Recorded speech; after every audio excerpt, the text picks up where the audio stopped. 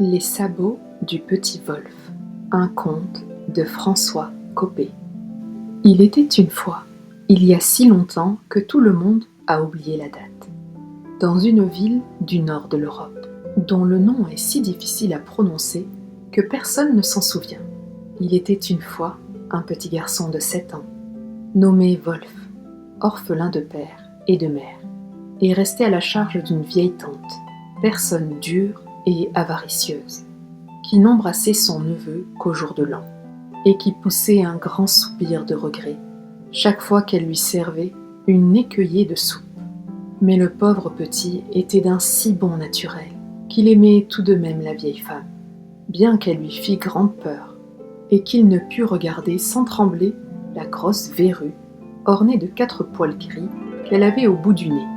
Comme la tante de Wolf était connue de toute la ville pour avoir pignon sur rue et de l'or plein un vieux bas de laine, elle n'avait pas osé envoyer son neveu à l'école des pauvres, mais elle avait tellement chicané pour obtenir un rabais avec le magistère chez qui le petit Wolf allait en classe, que ce mauvais pédant, vexé d'avoir un élève si mal vêtu et payant si mal, lui infligeait très souvent et sans justice aucune l'écriteau dans le dos et le bonnet d'âne, et excitait même contre lui ses camarades, tous fils de bourgeois cossus, qui faisaient de l'orphelin leur souffre-douleur.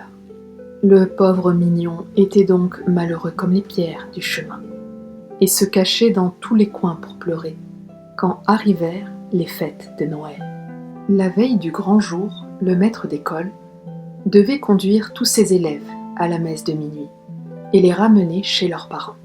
Or, comme l'hiver était très rigoureux, cette année-là, et comme depuis plusieurs jours, il était tombé une grande quantité de neige.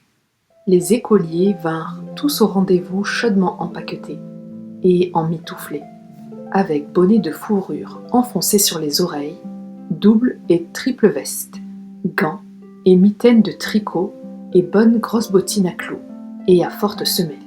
Seul le petit Wolf se présenta grelottant sous ses habits de tous les jours et des dimanches, et n'ayant aux pieds que des chaussons de Strasbourg dans de lourds sabots. Ses méchants camarades, devant sa triste mine et sa dégaine de paysan, firent sur son compte 1000 risées.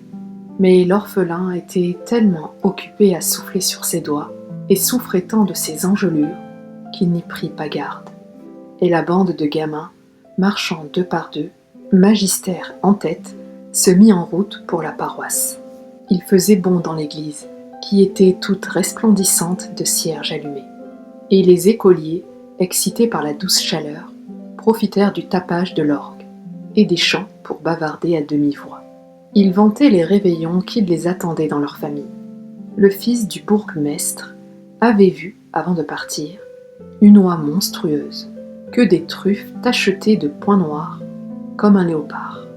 Chez le premier échevin, il y avait un petit sapin dans une caisse, aux branches duquel pendaient des oranges, des sucreries et des polichinelles. Et la cuisinière du tabellion avait attaché derrière son dos, avec une épingle, les 2 brides de son bonnet, ce qu'elle ne faisait que dans ses jours d'inspiration, quand elle était sûre de réussir son fameux plat sucré. Et puis les écoliers parlaient aussi de ce que leur apporterait le petit Noël, de ce qu'ils déposeraient dans leurs souliers, que tous auraient soin, bien entendu, de laisser dans la cheminée avant d'aller se mettre au lit. Et dans les yeux de ces galopins, éveillés comme une poignée de souris, étincelait par avance la joie d'apercevoir, à leur réveil, le papier rose des sacs de pralines, les soldats de plomb rangés en bataillon dans leurs boîtes, les ménageries sentant le bois verni, et les magnifiques pantins habillés de pourpre et de clinquant. Le petit Wolf, lui, savait bien par expérience que sa vieille avarde tante l'enverrait se coucher sans souper. Mais naïvement, et certain d'avoir été toute l'année aussi sage et aussi laborieux que possible, il espérait que le petit Noël ne l'oublierait pas. Et il comptait bien tout à l'heure placer sa paire de sabots dans les cendres du foyer. La messe de minuit terminée, les fidèles s'en allèrent, impatients du réveillon, et la bande des écoliers, toujours 2 par 2, et suivant le pédagogue, sortit de l'église. Or, sous le porche, assis sur un banc de pierre, surmonté d'une niche ogivale, un enfant était endormi. Un enfant couvert d'une robe de laine blanche, et pieds nus, malgré la froidure.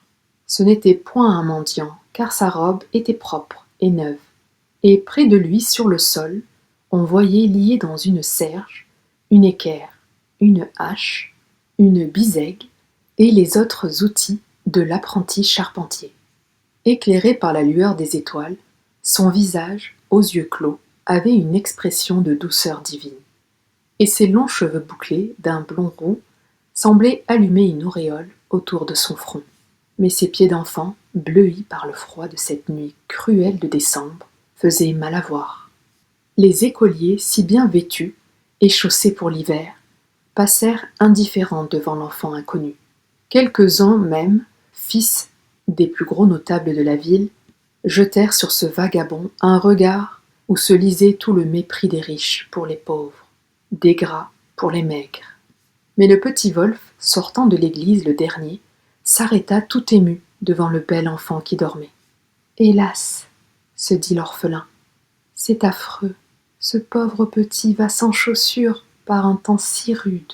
Mais ce qui est encore pire, il n'a même pas ce soir un soulier ou un sabot à laisser devant lui pendant son sommeil, afin que le petit Noël y dépose de quoi soulager sa misère. » Et emporté par son bon cœur, Wolf retira le sabot de son pied droit, le posa devant l'enfant endormi, et comme il put, tantôt à cloche-pied, tantôt boitillant, et mouillant son chausson dans la neige, il retourna chez sa tante. « Voyez le vaurien !» s'écria la vieille, pleine de fureur au retour du déchaussé. « Qu'as-tu fait de ton sabot, petit misérable ?» Le petit Wolf ne savait pas mentir, et bien qu'il grelottât de terreur en voyant se hérisser les poils gris sur le nez de la mégère, il essaya, tout en balbutiant, de conter son aventure. Mais la vieille avare partit d'un effrayant éclat de rire. « Ah, monsieur se déchausse pour les mendiants. Monsieur dépareille sa paire de sabots pour un va-nu-pied. Voilà du nouveau, par exemple. Eh bien, puisqu'il en est ainsi, je vais laisser dans la cheminée le sabot qui te reste, et le petit Noël y mettra cette nuit. Je t'en réponds de quoi te fouetter à ton réveil, et tu passeras la journée de demain à l'eau et au pain sec. Et nous verrons bien si la prochaine fois tu donnes encore tes chaussures au premier vagabond venu. » Et la méchante femme, après avoir donné au pauvre petit une paire de soufflets, le fit grimper dans la soupente, où se trouvait son galetas. Désespéré, l'enfant se coucha dans l'obscurité et s'endormit bientôt sur son oreiller trempé de larmes. Mais le lendemain matin, quand la vieille, réveillée par le froid et secouée par son catarrhe, descendit dans sa salle basse, ô merveille! Elle vit la grande cheminée pleine de jouets étincelants, de sacs de bonbons magnifiques, de richesses de toutes sortes, et devant ce trésor, le sabot droit, que son neveu avait donné au petit vagabond, se trouvait à côté du sabot gauche, qu'elle avait mis là, cette nuit même, et où elle se disposait à planter une poignée de verges. Et comme le petit Wolf, accouru au cri de sa tante, s'extasiait ingénument devant les splendides présents de Noël. Voilà que de grands rires éclatèrent au dehors. La femme et l'enfant sortirent pour savoir ce que cela signifiait, et virent toutes les commères réunies autour de la fontaine publique. Que se passait-il donc ? Oh, une chose bien plaisante et bien extraordinaire. Les enfants de tous les Richards de la ville, ceux que leurs parents voulaient surprendre par les plus beaux cadeaux, n'avaient trouvé que des verges dans leurs souliers. Alors l'orphelin et la vieille femme, songeant à toutes les richesses qui étaient dans leur cheminée, se sentirent pleins d'épouvante. Mais tout à coup, on vit arriver monsieur le curé, la figure bouleversée. Au-dessus du banc, placé près de la porte de l'église, à l'endroit même où la veille un enfant vêtu d'une robe blanche et pieds nus, malgré le grand froid, avait posé sa tête ensommeillée. Le prêtre venait de voir un cercle d'or, incrusté dans les vieilles pierres, et tous se signèrent dévotement, comprenant que ce bel enfant endormi, qui avait auprès de lui des outils de charpentier, était Jésus de Nazareth, en personne, redevenu pour une heure tel qu'il était quand il travaillait dans la maison de ses parents, et ils s'inclinèrent devant ce miracle que le bon Dieu avait voulu faire pour récompenser la confiance et la charité d'un enfant.